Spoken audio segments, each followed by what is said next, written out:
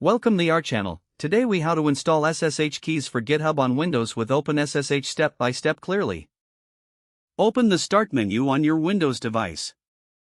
Type PowerShell in the search bar. Right-click on Windows PowerShell and select Run as Administrator. In the PowerShell window, type the command SSH keygen TRSAB4096C _email at example.com. Replace _email at example.com with your actual GitHub email address. Press Enter to execute the command. You will be prompted to choose a file to save the key. Press Enter to accept the default file location.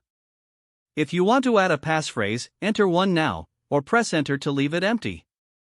After you complete these steps, your SSH keys will be generated. Next, navigate to the directory where the keys are stored. By default, this is located in the .ssh folder in your user directory. Type cd/.ssh in PowerShell and press Enter. Once you're in the .ssh directory, use the command cat id_rsa.pub. This will display your public key in the PowerShell window.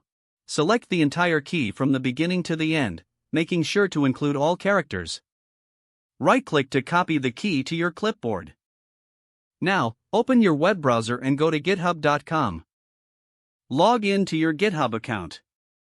Once logged in, click on your profile icon in the upper right corner. Select Settings from the drop-down menu. On the left sidebar, click on SSH and GPG keys. Then click the New SSH Key button. In the title field, give your new key a descriptive name. In the key field, paste the SSH key you copied earlier. Click that Add SSH Key button to save. Now, open PowerShell again and test your connection. Type the command sshttget at github.com and press Enter.